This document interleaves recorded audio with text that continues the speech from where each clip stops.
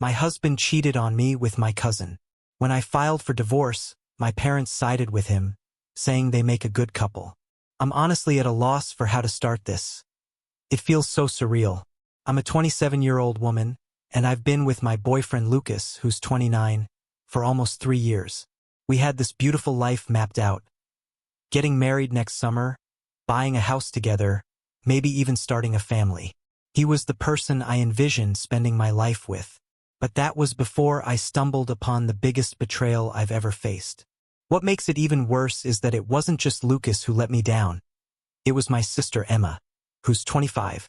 We've always been super close, practically inseparable growing up. Our parents used to brag about how lucky they were to have daughters who got along so well. When Lucas and I first started dating, Emma was thrilled. She would say things like, "He's perfect for you," and "I can totally see you two together forever." Now, it all feels like a cruel joke. Let me rewind a bit. A few months ago, I began noticing some things about Lucas that just didn't sit right. He became distant and distracted, always glued to his phone. When I'd ask him who he was texting, he'd brush me off with vague replies like, "Just work," or "It's nothing important." I didn't want to pry too much because I trusted him. But soon, that trust started to feel like I was going crazy. There were little signs everywhere. One night, while we were out to dinner, Lucas got up to take a call and was gone for about 10 minutes. When he returned, he seemed tense. I asked him if everything was okay, and he just smiled, saying it was just work stress. I wanted to believe him, so I did, but that nagging feeling just wouldn't fade away. Then things started disappearing, little things like his favorite jacket, his cologne, even his phone charger. At first, I figured he was just leaving them at work or in his car. But when I asked him about it, he got defensive, snapping, "Why are you keeping tabs on me?" That was so out of character for him. Meanwhile, Emma had been popping by more often than usual. She would drop by my apartment unannounced or invite me out for drinks, which wasn't her style at all. Don't get me wrong. We've always been close, but she usually values her space. Still, I brushed it off because, well, she's my sister. Then one night, everything came crashing down. Lucas had gone out with some friends from work. At least that's what he told me. I decided to invite Emma over for a movie night since it had been ages since we hung out like that. We ordered pizza, opened a bottle of wine, and settled in for some cheesy rom-com.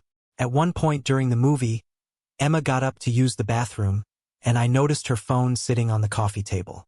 I didn't mean to snoop, but a message popped up on the screen. It was from Lucas. My heart raced, but I tried to convince myself it was nothing. Maybe they were planning a surprise for me?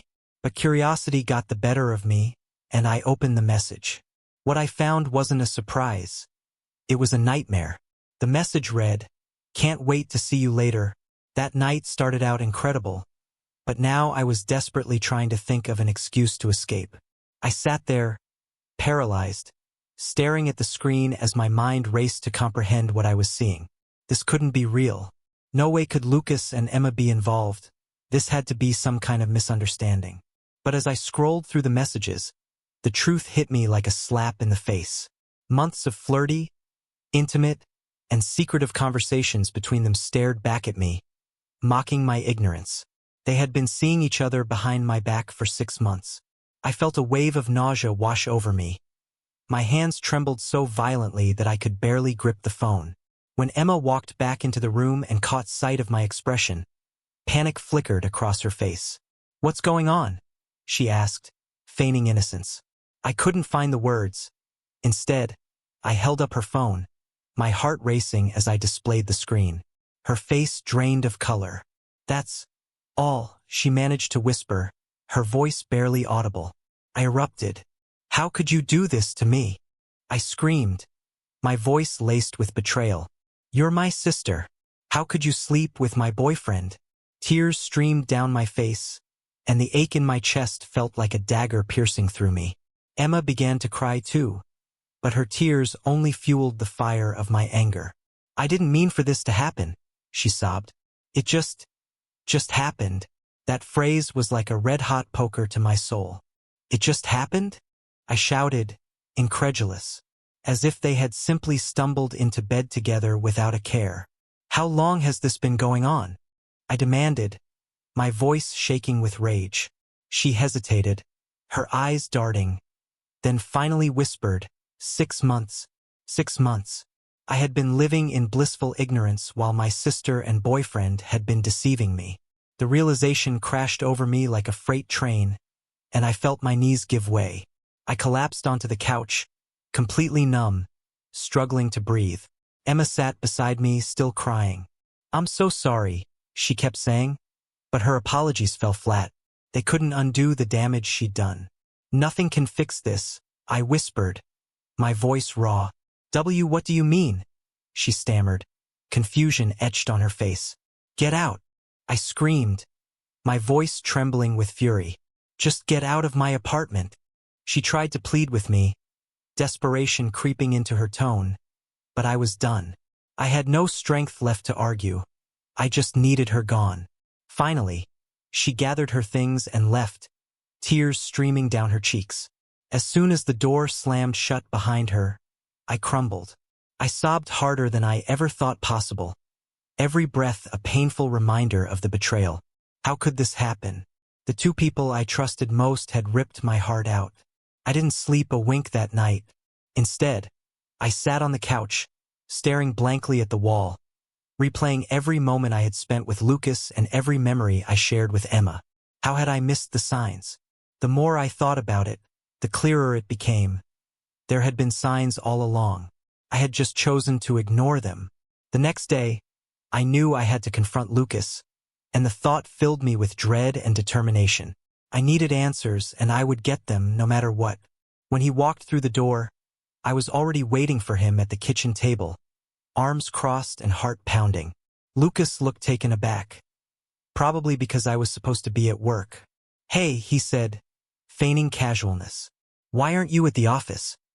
I didn't waste a second. How long have you been sleeping with Emma? The moment those words exploded from my mouth, his face shifted from confusion to shame in an instant. He didn't even bother to deny it. He started, but I cut him off. Don't give me that. Just tell me how long. He sighed deeply, rubbing the back of his neck like he was trying to buy time. 6 months, he admitted, and it felt like a dagger plunged into my gut. A fresh wave of nausea crashed over me. Hearing it from him made the betrayal hit even harder, more painfully real. Why? I demanded, my voice trembling, barely above a whisper. Why would you do this to me?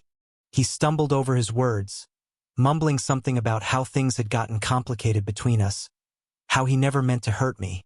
But none of it mattered. The damage was done, and nothing could fix it. I told him to pack his things and get out. There was no chance in hell I was going to stay with someone who could betray me like that. He tried to apologize, insisting he still loved me, but his words were like ash in my mouth, meaningless. Within the hour, he was gone. I thought I had already faced the worst moment of my life when I read those messages on Emma's phone, but I was dead wrong. The real agony came when I had to confront them both. My sister and my boyfriend, two people I had trusted implicitly, two people who had shattered my world in the most brutal way possible. After discovering the affair, I spent that night alone, pacing my apartment like a caged animal. I didn't cry much after Emma left. I was too stunned for tears. My mind was a whirlwind, racing through memories, each one now tainted with betrayal. I couldn't keep this to myself. I had to confront them both. It wasn't enough to have seen their secret messages. I needed to hear the truth straight from their lips, face to face. The next morning, I resolved to confront Lucas first. He had taken refuge at a hotel after I kicked him out, and we hadn't spoken since. I texted him, demanding a meeting, and he must have sensed the storm brewing because he replied almost immediately, agreeing to come over. Part of me hoped he'd offer some sort of explanation, something to soften the blow, but deep down, I knew better. When he arrived around noon, he looked disheveled, a ghost of the man I once loved. It made my stomach churn. How could I have ever loved him? How could he stand there in front of me, wearing that look of shame, and not feel the weight of what he had done? I'm here, he mumbled, awkwardly hovering by the doorway, his hands shoved deep into his pockets. The confident, charming man I knew was gone. In his place stood a nervous wreck, almost as if he were the one who had been wronged. "Sit down," I commanded, my voice steady but my heart racing wildly in my chest. I pointed to the couch, the very spot where we had shared laughter and love, now turned into the stage for this painful confrontation. My heart raced as Lucas finally sat down, but his eyes stayed glued to the floor, avoiding my gaze like it was poison.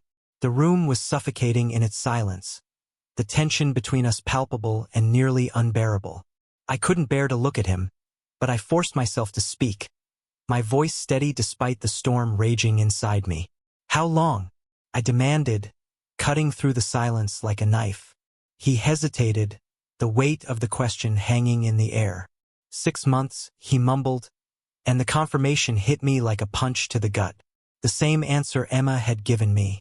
I felt a fresh wave of nausea crash over me, twisting the knife deeper into my chest. I had to keep going. I needed the whole, brutal truth, no matter how much it hurt. "And why?" I pressed, my voice trembling. "Why my sister?" For a fleeting moment, Lucas looked up, and I thought I saw a flicker of regret in his eyes. But it didn't matter. Nothing he said could fix this. "I don't know," he muttered, his voice low and shaky. "It just happened. We didn't mean for it to. It was never supposed to go this far." I let out a bitter laugh, sharp and cutting. "It just happened? That's all you can say? You've been sneaking around with my sister for 6 months, and you think it just happened is a valid excuse?" He rubbed the back of his neck, clearly uncomfortable, guilt etched on his face. "I know it sounds awful, but it's the truth," he said, his voice trembling. "We didn't plan this. One night I don't know. One thing led to another."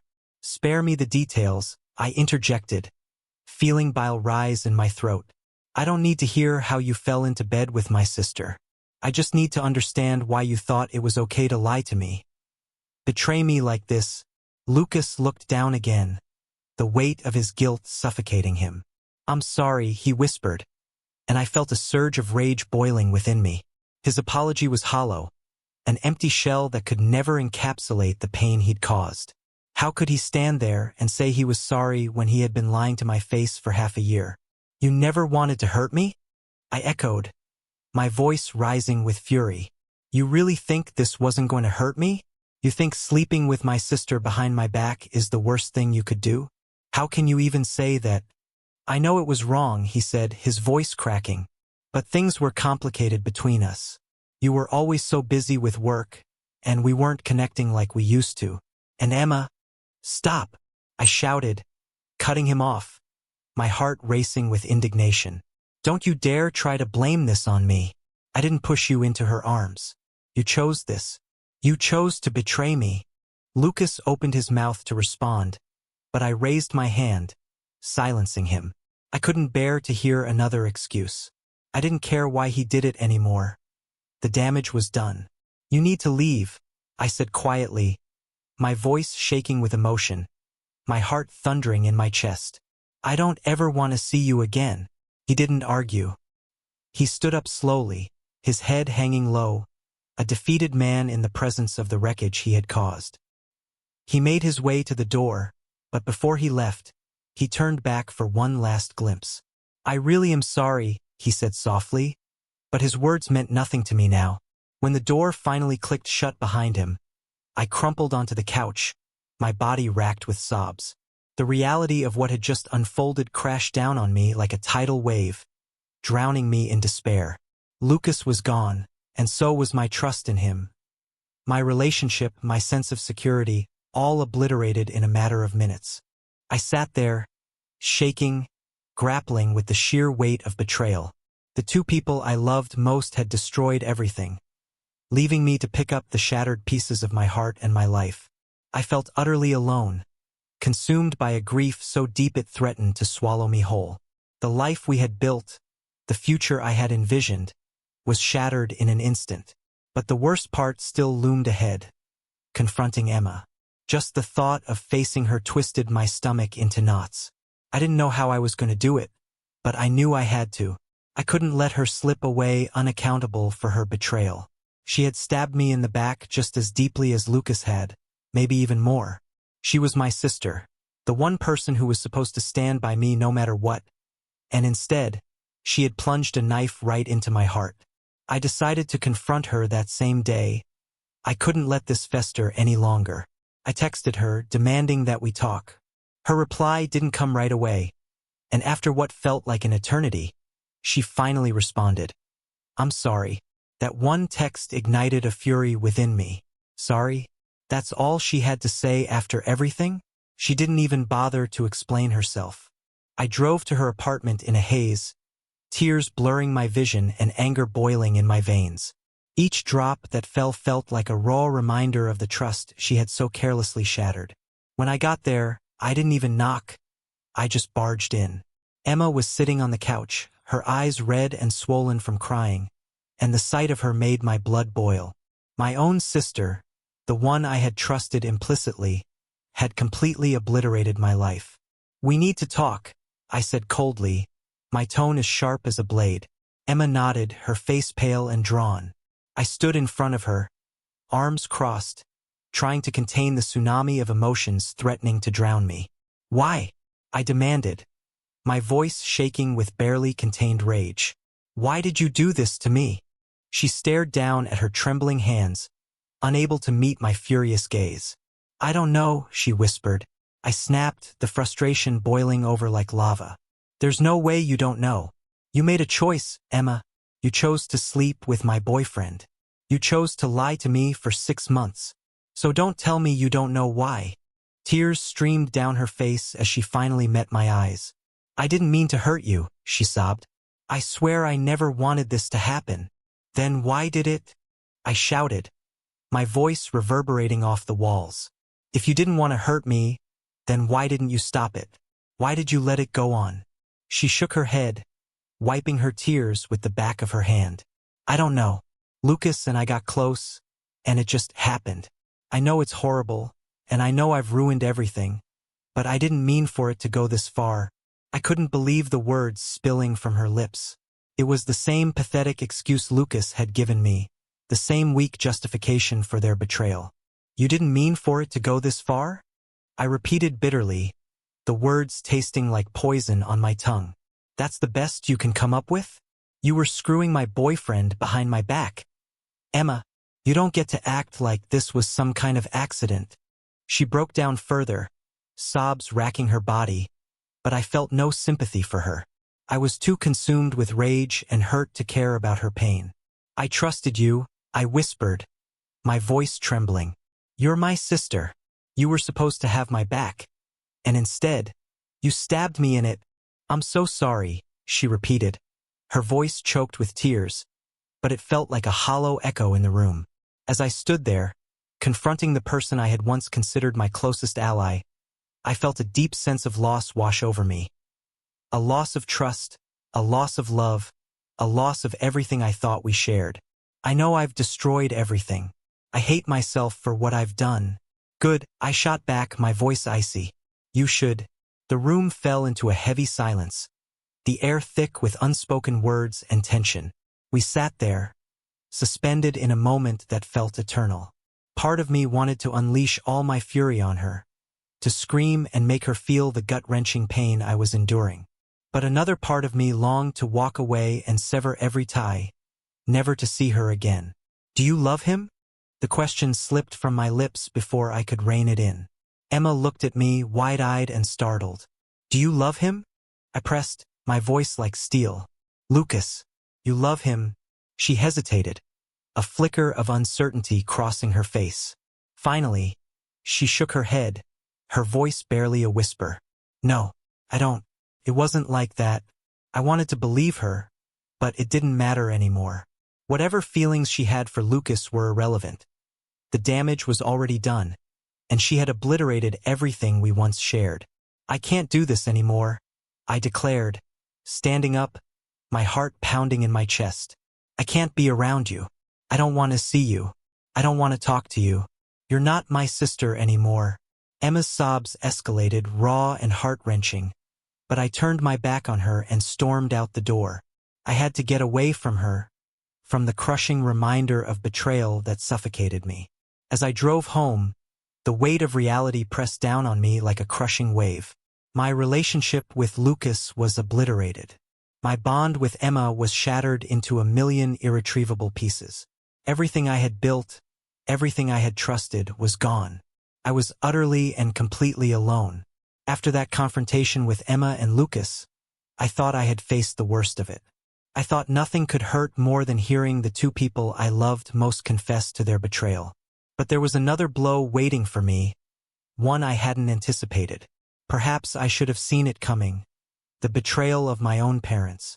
The day after my encounter with Emma, I drove to my parents' house, my heart still raw and exposed. I hadn't slept a wink the night before. I lay in bed staring at the ceiling, replaying the events in my mind, desperately trying to make sense of how my own sister could do this to me. But there was no understanding it, no excuse that could possibly make it right. When the morning light finally crept through my window, I steeled myself. I needed to tell my parents. They had to know what Emma had done. I needed their support, their outrage, their comfort. Emma had betrayed me and Lucas was gone, but my parents were supposed to be my rock. I called them as soon as I got out of bed, my voice shaky with pent-up emotion as I asked if I could come over. They sounded cheerful, blissfully unaware of the storm brewing. "Of course, sweetie. Come by whenever you like," my mom said, her voice warm and inviting, the kind of voice that had always brought me comfort. I could hear her humming in the background, probably cooking breakfast for my dad.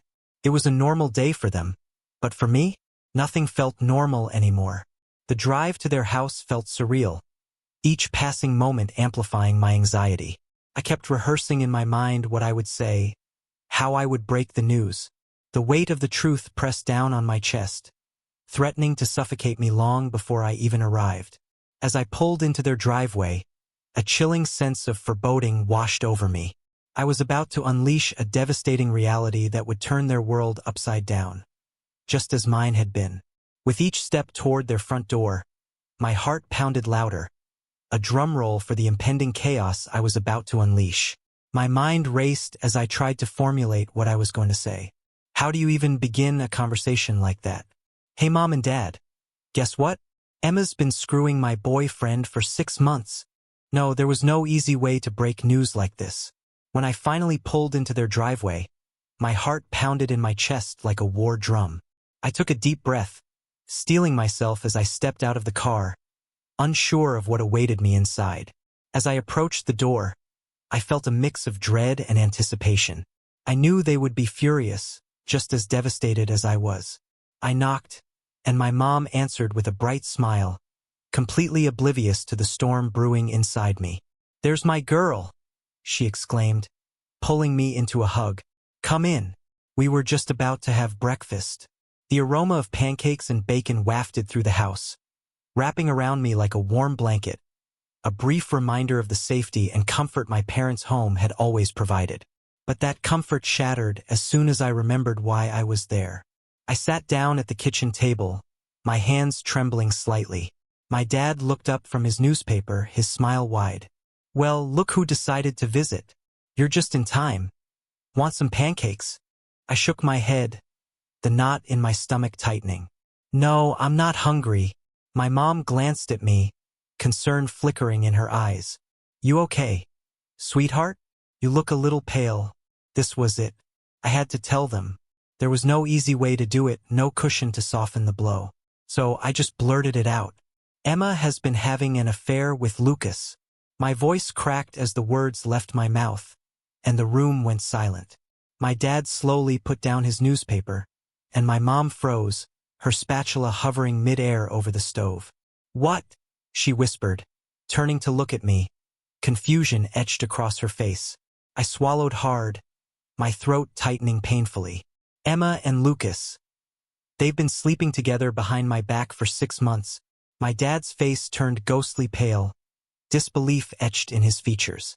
My mom, on the other hand, looked as if I had just slapped her across the face. She opened her mouth to speak, but no words came out. "I found out yesterday," I continued, my voice trembling. "I confronted them both, and they admitted it. Lucas is gone. Kicked him out." My mom finally managed to find her voice, though it quivered with disbelief. Wait, are you sure? There must be some kind of misunderstanding. I stared at her, stunned. A misunderstanding? No, Mom. There's no misunderstanding. I saw the messages. I confronted them. They admitted it. My dad remained silent, his expression unreadable, a stone mask of shock. My mom, however, seemed to struggle to process the information. Sweetie, I don't know what to say, she stammered. This is, terrible, but are you sure it's really what you think? Maybe Emma made a mistake. Maybe it wasn't as serious. Are you kidding me? I snapped, feeling a surge of anger rise up like a tide. Not as serious? She's been sleeping with my boyfriend for 6 months. That's not a mistake. That's a betrayal. Sleeping with my boyfriend for 6 months. Mom, how much more serious does it need to be? My voice cut through the air like a knife. I could see my mom flinch at the rawness of my words, but I didn't care. I was a whirlwind of hurt and fury, and I needed them to grasp the gravity of this betrayal. I know, she responded quickly, her tone rushed and defensive. It's just, Emma is your sister and Lucas. Well, he's gone now, right? Maybe we can all sit down and talk about this. There's a way to work through it. I could hardly believe my ears. Had I come here expecting support and understanding, only to be met with talk of reconciliation? No, Mom, I shouted, the words bursting out like a dam breaking. There's no working through this. Emma betrayed me. She destroyed my relationship, and I don't know if I can ever forgive her for that. My dad finally spoke, his voice quiet but firm. Your mother's right, you know. Emma is your sister, and no matter what she's done, family is family. You can't just throw that away. I stared at him in utter disbelief. Throw it away, Dad? She's the one who threw it away when she decided to sleep with Lucas. How can you sit there and defend her after everything she's done to me? We're not defending her. My mom interjected, urgency lacing her words. We're just trying to see the bigger picture. Yes, what she did was wrong, but she's still your sister. Lucas is out of the picture now. Maybe with time you can work things out.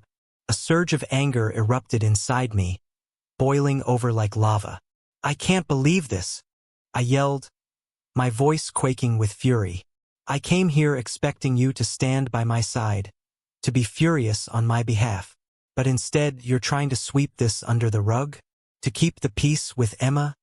That's not true, my dad retorted, his frown deepening.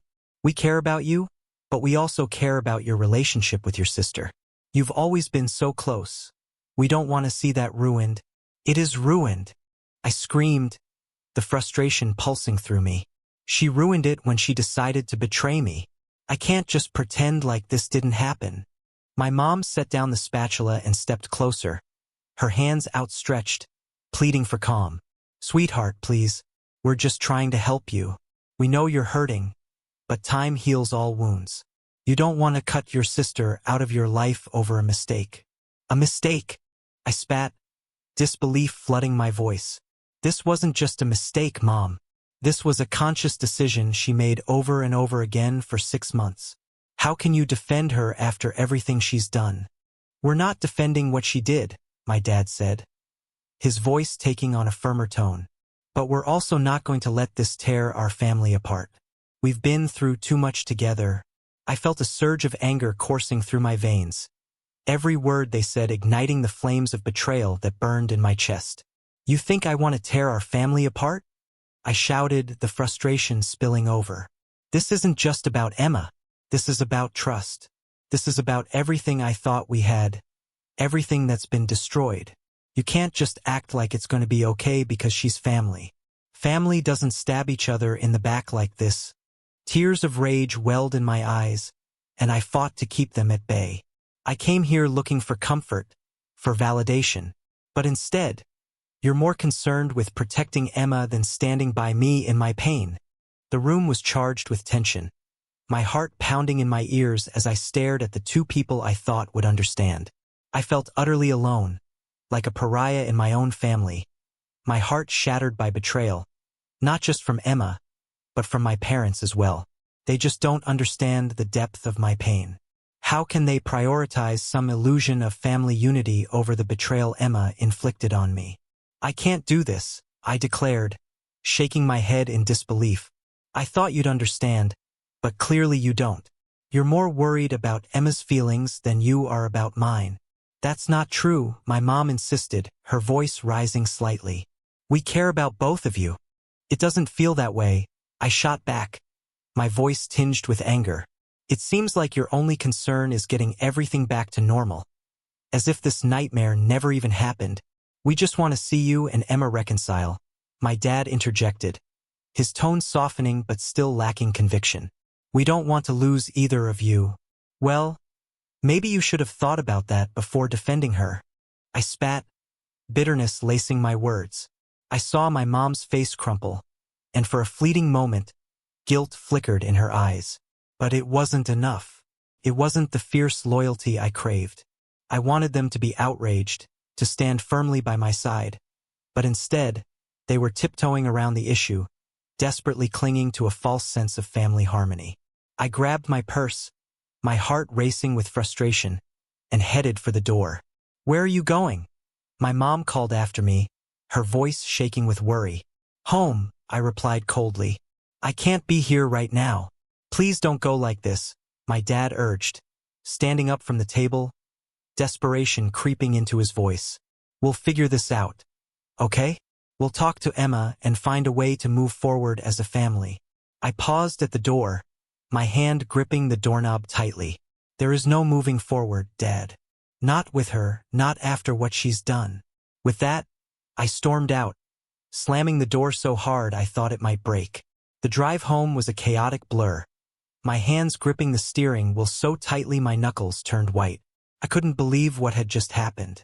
I had gone to my parents seeking solace, craving their support, and instead, I felt like they had chosen Emma over me.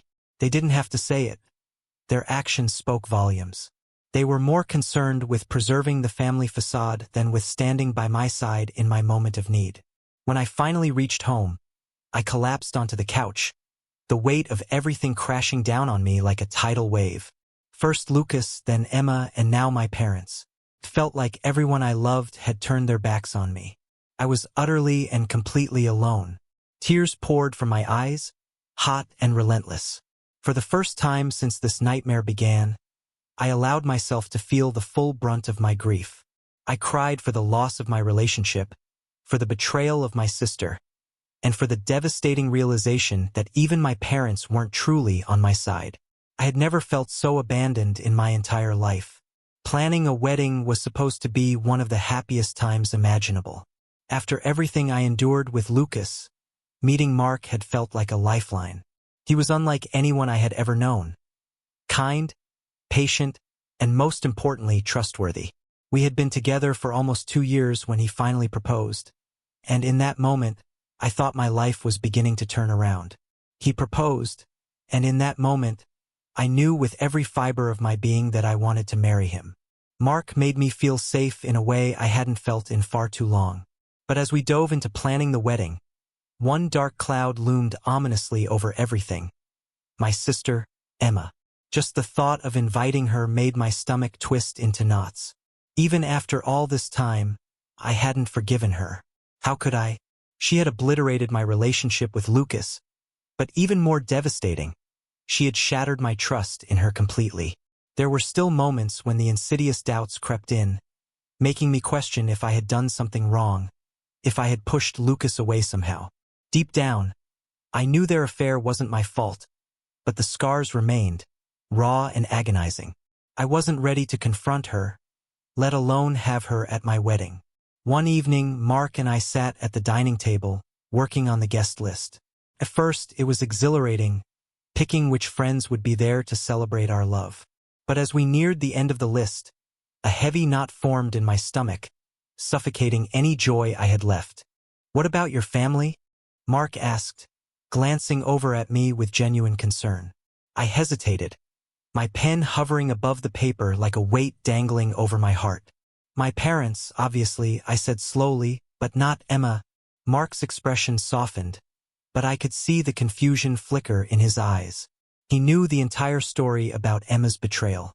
I had laid it all bare early in our relationship because I didn't want any secrets between us. He had been incredibly understanding, but we hadn't really discussed Emma since then. "Are you sure?" he asked, his voice gentle yet probing.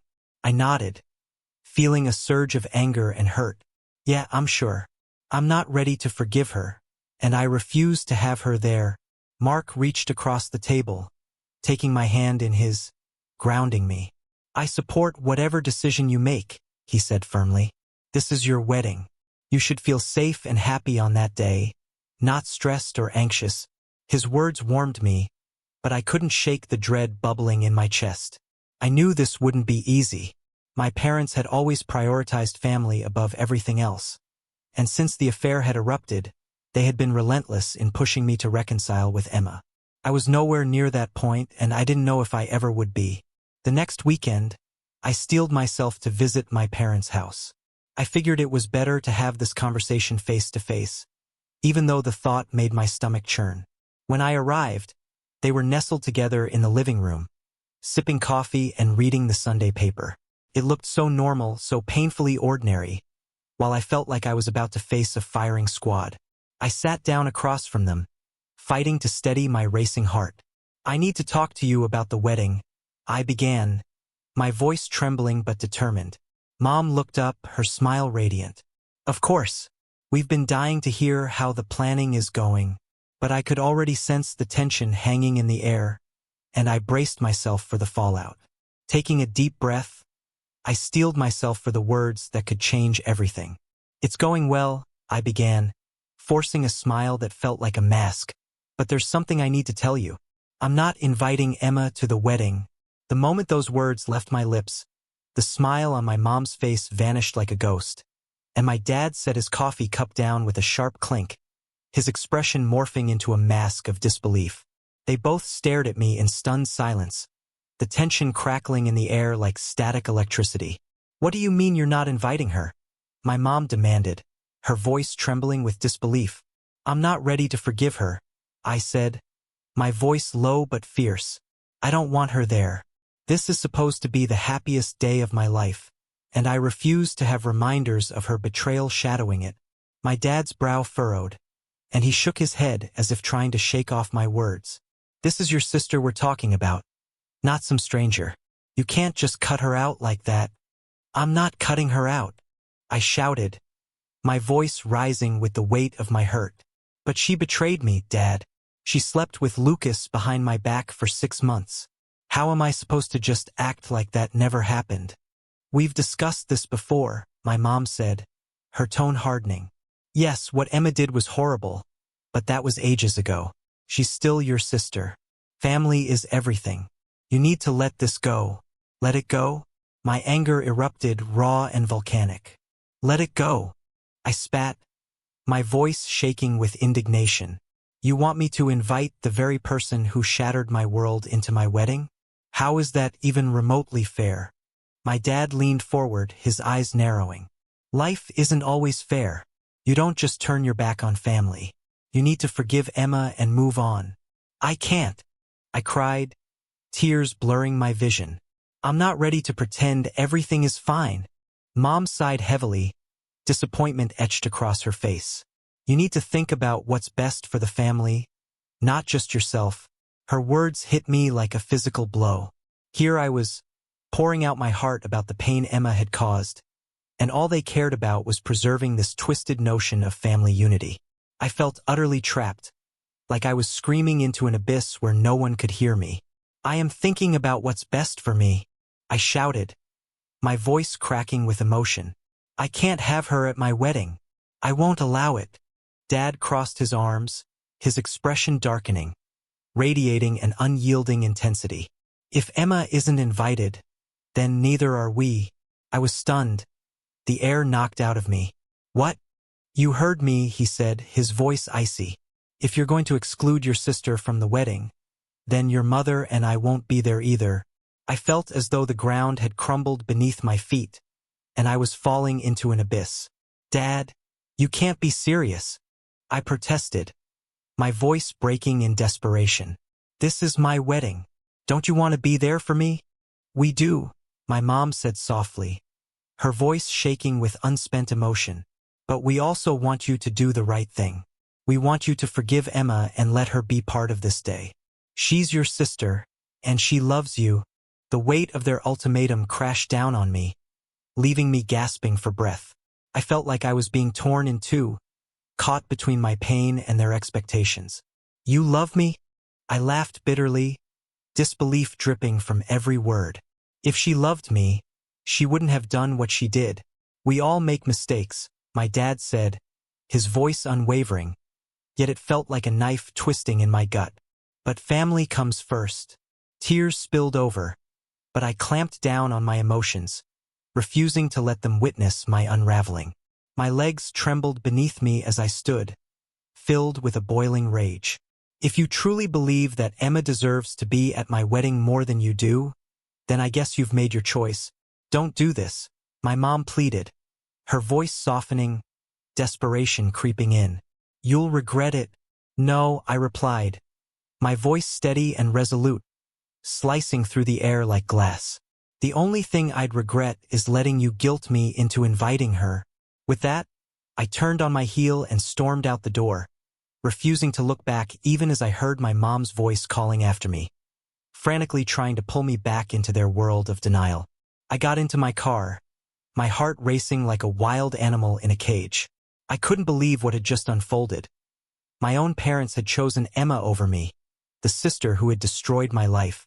But as much as that realization cut deep, I knew I had made the right decision. The weeks leading up to the wedding were a whirlwind of emotions, a chaotic storm inside me. On one hand, I was thrilled to marry Mark. He was my anchor, my unwavering support through the tumultuous seas of betrayal and heartbreak. He constantly reminded me that I didn't need anyone's approval to find happiness. But on the other hand, the suffocating weight of my parents' ultimatum loomed over me like a dark cloud, relentless and oppressive. I had always envisioned them by my side on my wedding day, walking me down the aisle, sharing in my joy and happiness. Now I was forced to confront the painful truth that they wouldn't be there. As the wedding day approached, waves of doubt crashed over me like icy water. Was I truly making the right decision by standing my ground? Was it worth losing my parents over this? Each time I reflected on it, I returned to the same conclusion. I refused to let them manipulate me into inviting Emma. I had to prioritize my own well-being, even if it meant sacrificing their presence on the most significant day of my life. Finally, the day of the wedding arrived. I stood in front of the mirror in my bridal suite, a tempest of emotions swirling within me. Nervousness clawed at my stomach, excitement surged through my veins, and sadness loomed like a shadow. My mom and dad weren't there to witness me in my dress, to offer their blessings. But as I scanned the room filled with friends who had come to support me, I realized I wasn't alone. I had found a new family, Mark and the people who truly valued my happiness above all else. The ceremony was breathtaking. As I walked down the aisle, arm in arm with my best friend Sarah instead of my dad, a profound sense of peace enveloped me. Mark stood at the altar, his eyes shimmering with love and reassurance, grounding me in that moment. In that instant, I knew I had made the right choice. My parents weren't there, but I was surrounded by love, and that was all that truly mattered. I was marrying the man who had stood steadfastly by my side through the darkest, most harrowing time in my life. After the wedding, Mark and I began to navigate our new life together. It wasn't easy at first. There were moments when I missed my parents fiercely, when doubt gnawed at my insides, whispering that I should have just given in and invited Emma to spare myself the pain of their absence. But deep down, I understood that I had to stay true to myself, even if it meant bearing the weight of their disappointment alone. Every time I reflected on my choice, I reminded myself that I had done what was right for me. I had chosen my happiness, and I refused to let anyone strip that away from me. Mark was my unwavering source of strength. He never pressured me to reconcile with my parents, even though I could see the longing in his eyes for things to be different. Instead, he helped me channel my energy into building a new life, one that wasn't shackled by the pain inflicted by those who had hurt me. I eventually stopped trying to reach out to my parents. At first, I held on to the hope that they would come around, that they would finally understand the depths of their betrayal when they chose Emma over me. But that realization never came, and slowly but surely, I stopped waiting for it. I had found a new family, Mark and the friends who had stood by me when my own family turned away. It wasn't the life I had envisioned, but it was a good one. As I moved forward, I learned to let go of the pain that had haunted me. I accepted the hard truth that not everyone who is supposed to love you will actually do so, and sometimes you have to make the agonizing choice to let go of the people who hurt you, even if they are family. In this new chapter, I discovered that love could come from unexpected places, and I surrounded myself with those who genuinely cared for my happiness. With each passing day, the shadows of my past began to fade, replaced by a brighter future filled with promise and love. I had chosen me, and for the first time in a long time, that felt like the most powerful choice I could make.